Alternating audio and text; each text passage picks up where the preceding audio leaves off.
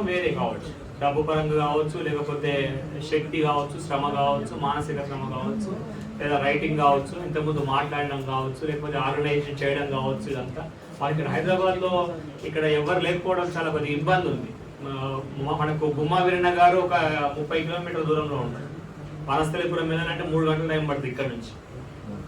ఇక్కడ నుంచి తూప్రాన్కు నేను తూప్రాన్ నుంచి ఇక్కడ రావాలంటే 3 గంటల టైం పడుతుంది. ఇది ప్రాబ్లం ఉంది మాకు. హైదరాబాద్లో చాలా మనకు మనుషులు లేరు యాక్చువల్గా.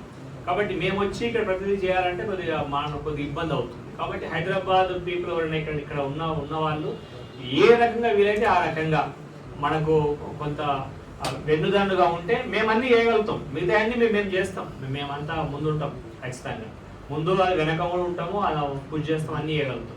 కానీ ఇక్కడ మనకు ఒక పర్సన్ మనకు దొరకాలి. యాక్చువల్గా ఉన్నారు కానీ కొంత టైం ఇవ్వగలిగితే ఇంకా మంచిగా ఉంటుంది. ఇంకా రెండవది ఏంటి అంటే ఉద్యమ సాహిత్యం బోలెడు ఉంది. మనకు గుమ్మా వీరన్న గారు ప్రతి మీటింగ్లో అదే విషయం చెప్తారు. ఉద్యమ సాహిత్యం ఉంది. వెంకటాద్రి గారు తన మేధస్సునంతా రంగరించి అసలు ఆ శాస్త్ర జ్ఞానాన్ని వడబోసి అనొచ్చు.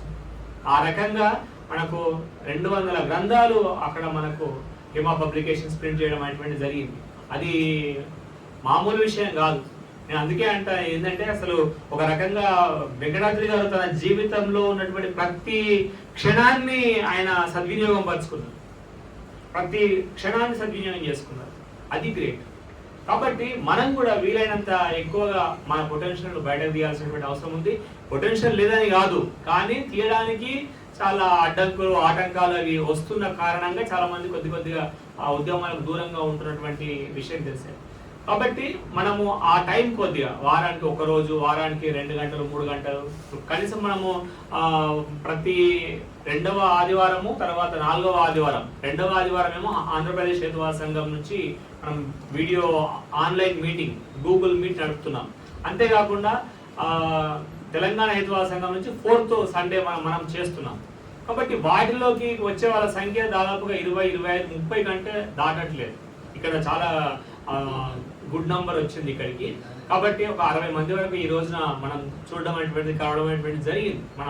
మన ఆశయాలు, మన ఇవన్నీ పంచుకోవడం, ఆలోచనలు పంచుకోవడం అనేటువంటిది జరిగింది. కాబట్టి అట్లానే ఇంట్లో కూర్చొని మీరు ఇంట్లో ఉండైనా సరే గూగుల్ మీట్ను మీరు పాల్గొనవచ్చు.